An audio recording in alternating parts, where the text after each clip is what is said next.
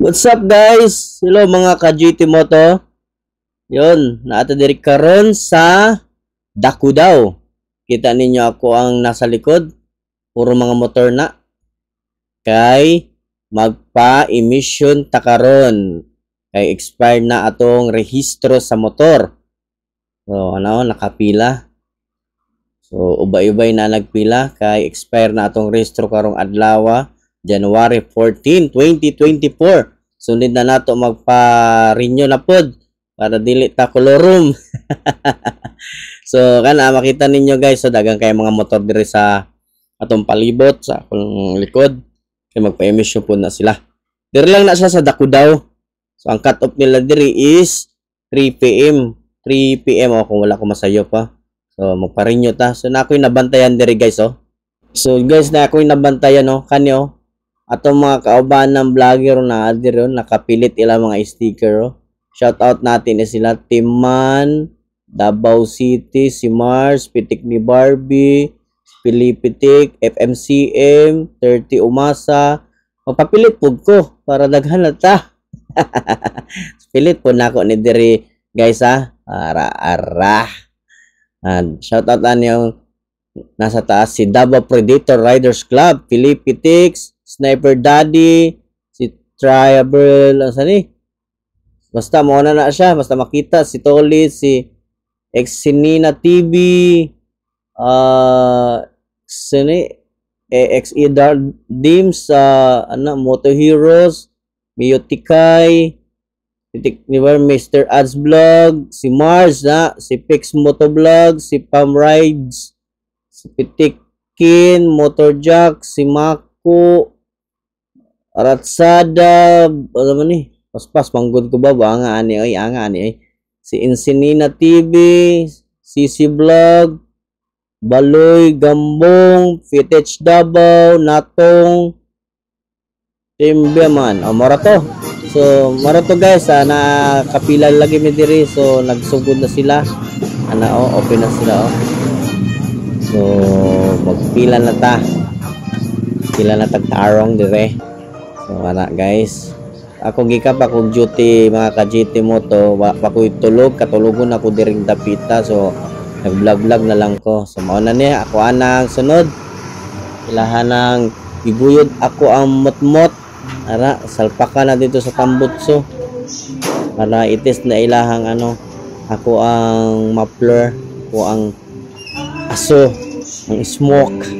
Ba? Man siya. So, naggawas ng adlaw, init naman.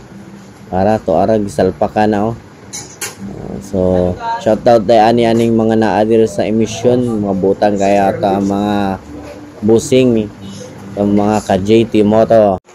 Yo, what's up mga ka-JT Moto? So, tapos na tayo magpa-emission ng motor. So, next step na tayo.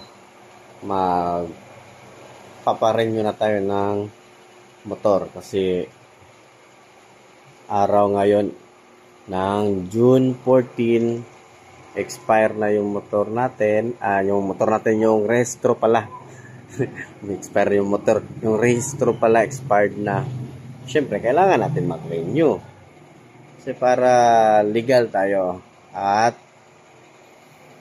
wala tayong violation.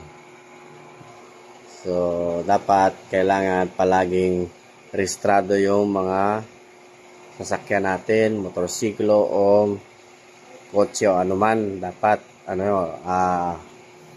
hindi expired para, saka para safe din tayo.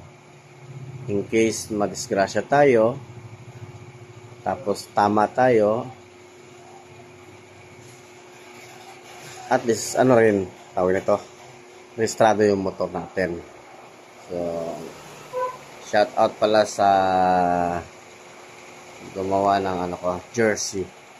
May official jersey. Yan, ganda Aha. Ayan So, punta na tayo ngayon ng LTO. Dito tayo sa try natin dito sa may Philcris Centrale kung pwede na ba mag-renew ng motor dito? O baka doon pa rin sa may harap ng SM Equilan. So, see you next. So, mo to guys, tanan ko sa akong motor, nagdagan na ta. Padulong na karon sa LTO. Davao City, yan, sa land transportation. So, nag-drive na ta. Nindot kaya to ang jersey Muna ako ang jersey mga ka-GT. Ay, para makita ko ninyo sa dala, makita dayon ko ninyo, tawagan ko ninyo mga yung sticker char.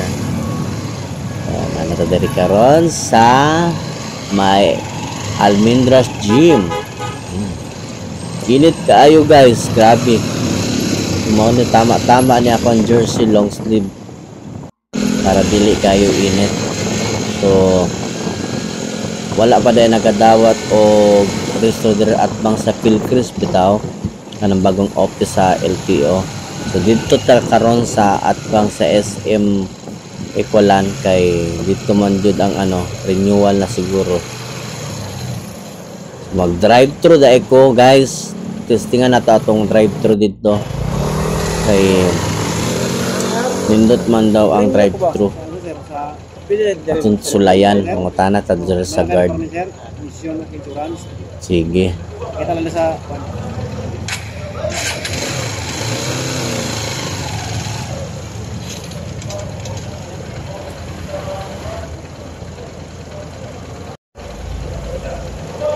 yun guys, nandito na tayo ngayon sa LTO.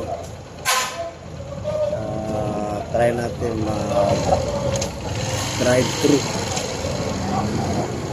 Hindi ko pa natatry ito Itatry natin yung drive thru. Ito yung drive thru na sinasabi nila dito sa LTO.